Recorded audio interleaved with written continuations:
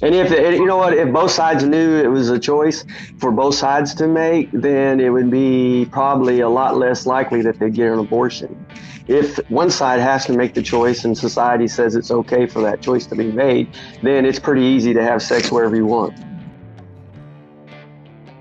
So is it quite obvious to us that sex education classes aren't working? Sex education has, been a band-aid over the family education. I mean, there's a less likelihood of having a fatherless child be the case when someone is in some type of solid, concrete relationship before they decide to even have kids. And notice I said decide.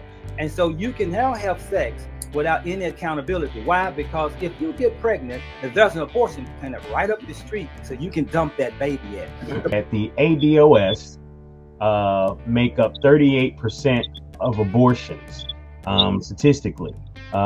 In America, what is called white, it makes up about 33%.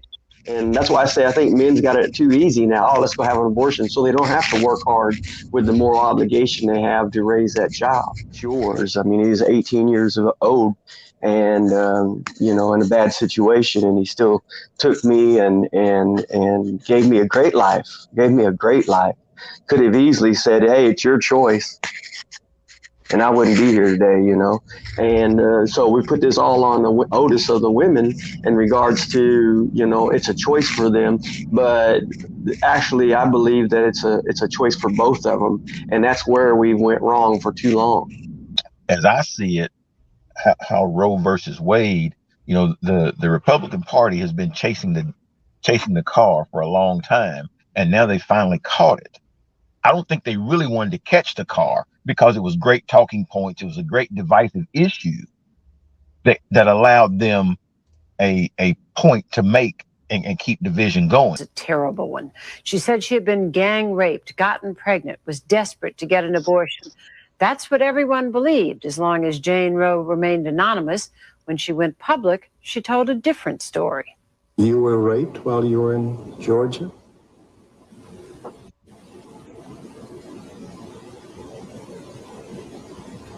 No, I wasn't. You were not? No, I wasn't. So all those stories that are in the books and so forth are not true? Yes, sir. Yes. They're not true. Right. And it turned out that lying wasn't the only embarrassment this darling of the pro-choice forces presented. In her personal treatise published last year, Norma McCorvey told the story of her somewhat sordid life. Then she still adamantly supported abortion. Now she adds that to the list of sins she took with her into the baptismal pool. I've cheated people out of money. I've sold drugs. I was an abusive alcoholic for many years. I've done a lot against his teachings. But I think the far greater sin that I did was to be the plaintiff in Roe versus Wade. And we would encourage them to choose life, not death. Amen? Amen. The man who brought Norma McCorvey to that view was the Reverend Flip Benham, a leader of the radical anti-abortion group Operation Rescue.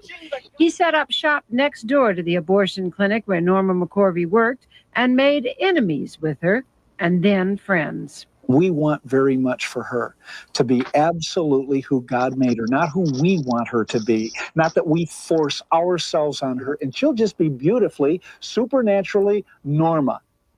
And so it's been political from the beginning. It's two directions. Democrats went civil rights movement, and that was their platform. And the Republicans, if you go back and look at the political atmosphere, went towards abortion rights. And so these two planes are political. This is one of the reasons we haven't had over 49 years a good conversation, because anything political gets distorted, and it's now the court's decision to say, we're tired of the distortion. You, the people, go figure it out.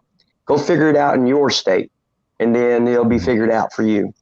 Going back to the court's decision, from what the best that I can understand from it is that the higher court said that they had jurisdiction over the matter because the lower courts in the states had jurisdiction because you were represented. The thing about the federal people don't really understand about government is the federal government isn't bigger than the state government, doesn't have more sovereignty than the state government. And the state government doesn't have more sovereignty than the county government. And the county government definitely doesn't have more sovereignty than over the individual. And what the courts were saying at the highest levels was they didn't have that authority.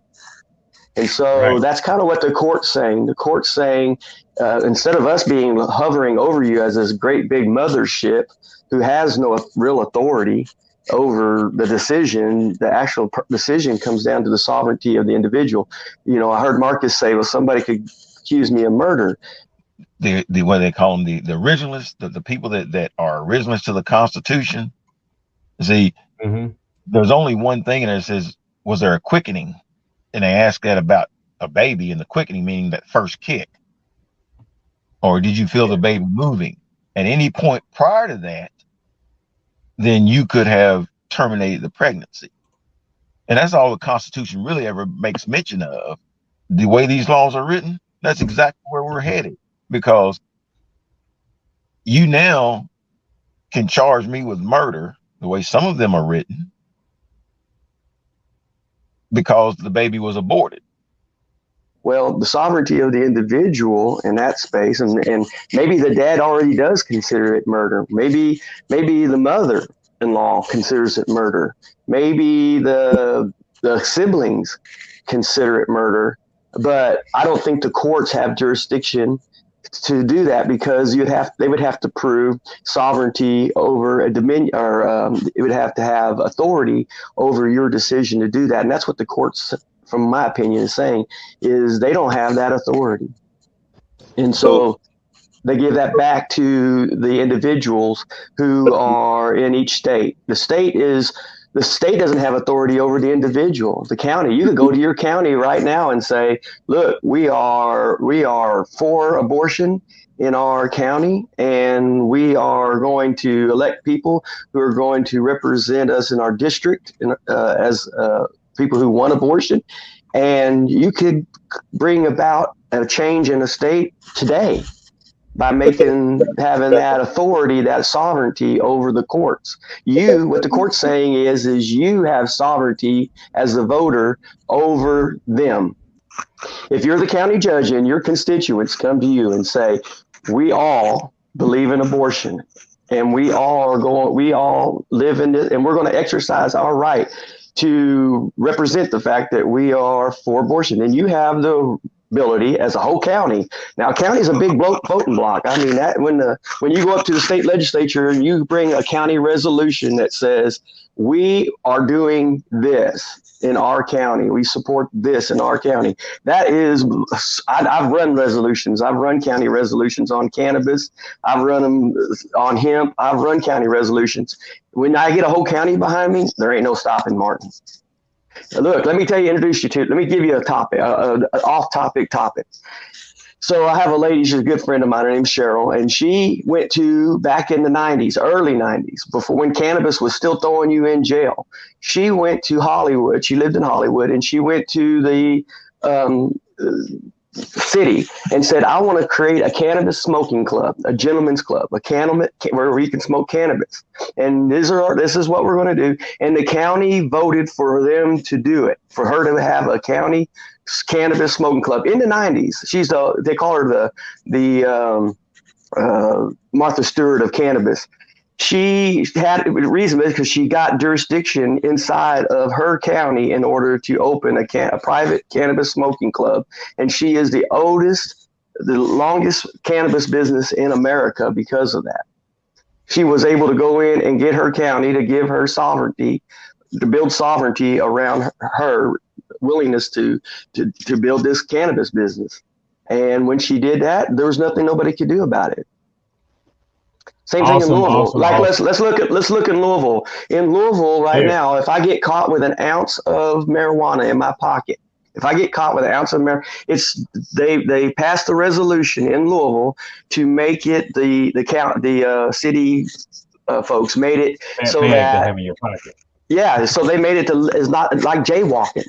They were able to change, but if you do that in any other county, you're going to jail. So they decided not to enforce it. They didn't change because they have sovereignty to No. do so. Right, because they have the sovereignty to enforce the law. The state ain't coming. The state ain't coming in there and messing with you because you have an ounce of weed in your pocket. Look at how far contraceptives has gone in 40 years, 50 years. I mean, when you got a pill that you can take after you've had a date and had sex, and you could take a pill and it'll make sure you don't have a baby. So why do we need physical removal of the baby when we have options? And this just brings about the new options for killing babies. In 1903 was the only mixed, quote unquote, mixed kid out of 5 because of the landowner raping my grandmother. Abortion would have aborted me before me. Absolutely. So I can speak to that. I can speak to that big time. I mean, in my nation, the Native culture in our nation, rape was something that you found a Native woman, you raped her. My genetics that passed through that filter in history where there was nobody in the court saying anything about whatever you did to a slave, whatever you did to a Native American. Nobody was saying nothing about it. And so what he's saying is if abortion had been available back then, a lot like me, I probably wouldn't be here today because, my grandmother had 18 kids, and let's see. Some states don't have a choice because 13 states put something in place to make sure abortion was illegal in their state as soon as Roe v. Wade was overturned. They put this in place 2019 in Kentucky. Remember, Marcus, we were talking about this just yesterday evening, how Kentucky went ahead and put that in place, as in case Roe v. Wade was overturned. Let's see, Leonard Walker. And real quick, the one thing that they could have done back then, and when they passed that, was be as angry about it today. No, they said, "Daddy, federal government has our back, and they can't do this." They did, and you should have been upset then, and you should have stood up then. Yeah, that's true. Leonard Walker, I believe the operative question that no one has asked is, with the exception of medical reasons or criminal reasons, how do we as a society create a culture where abortion is minimized to a point where it is not an option? Relationships, Christians, 50% of Christian relationships marriages end up in divorce.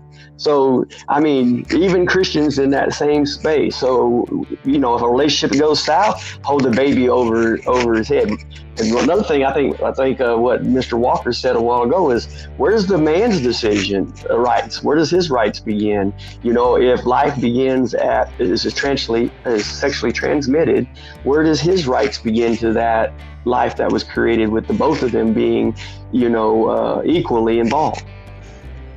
And if both sides knew it was a choice for both sides to make, then it would be probably a lot less likely that they get an abortion. If one side has to make the choice and society says it's okay for that choice to be made, then it's pretty easy to have sex wherever you want.